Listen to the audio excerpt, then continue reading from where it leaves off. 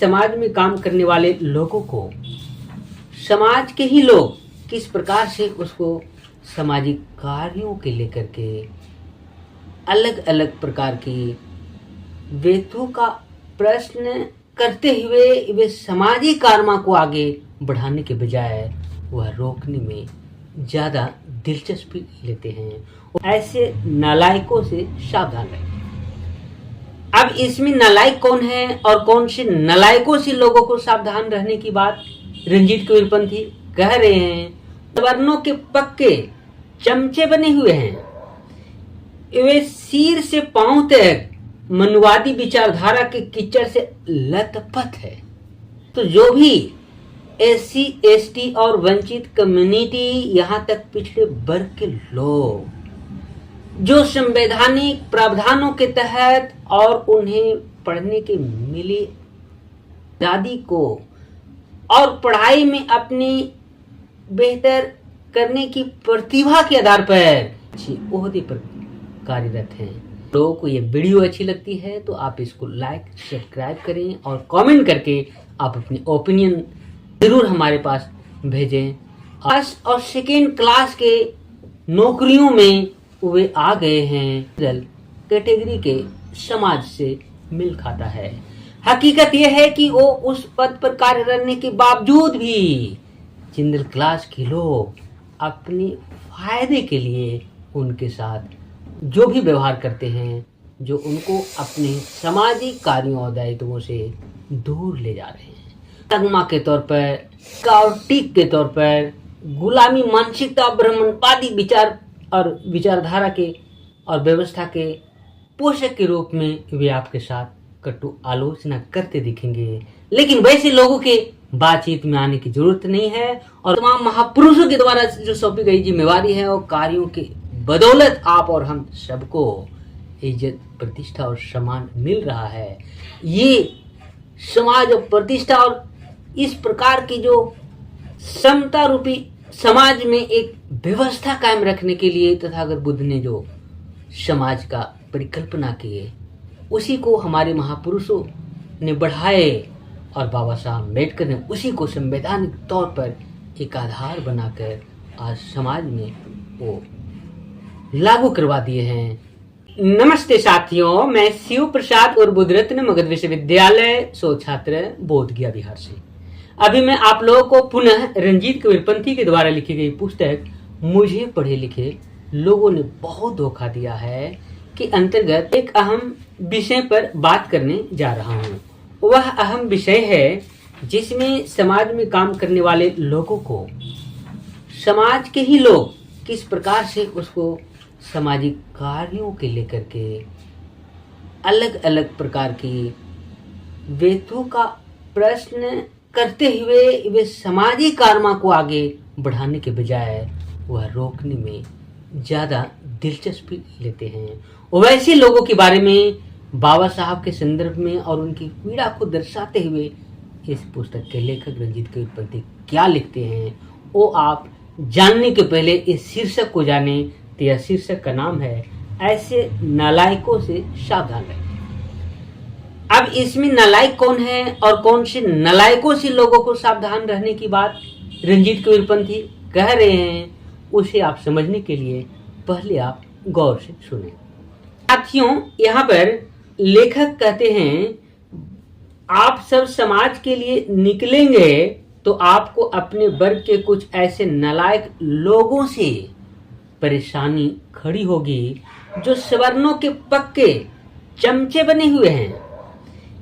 वे सिर से पांव तक मनुवादी विचारधारा के कीचड़ से लथपथ है। साथियों, वे कीचड़ और वो भी मनुवादी कीचड़ का तात्पर्य क्या है उसको मैं खुलासा करके मैं बता दूं तो जो भी SC ST और वंचित कम्युनिटी, यहाँ तक पिछड़े वर्ग के लोग जो संवैधानिक प्रावधानों के तहत और उन्हें पढ़ने के मिली आजादी को और पढ़ाई में अपनी बेहतर करने की प्रतिभा के आधार पर अच्छी ओहदे पर कार्यरत हैं और वे सर्विस में फर्स्ट और सेकेंड क्लास के नौकरियों में वे आ गए हैं और उन्हें अब ऐसा लगता है कि मेरा अब समाज बिल्कुल जनरल कैटेगरी के समाज से मिल खाता है। हकीकत यह है कि वो उस पद पर कार्य करने के बावजूद भी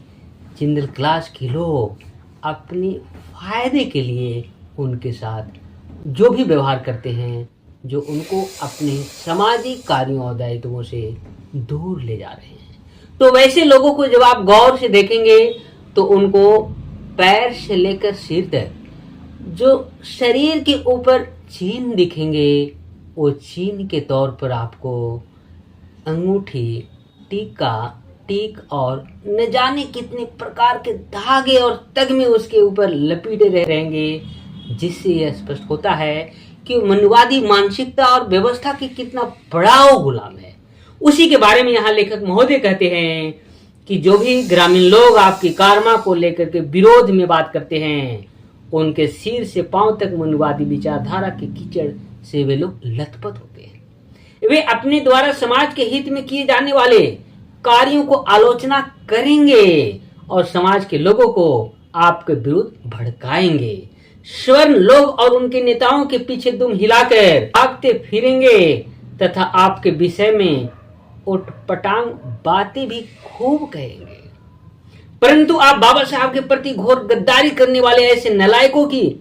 बिल्कुल भी परवाह मत करिए। आप जो बाबा साहब के खातिर काम कर रहे हैं उसे लगातार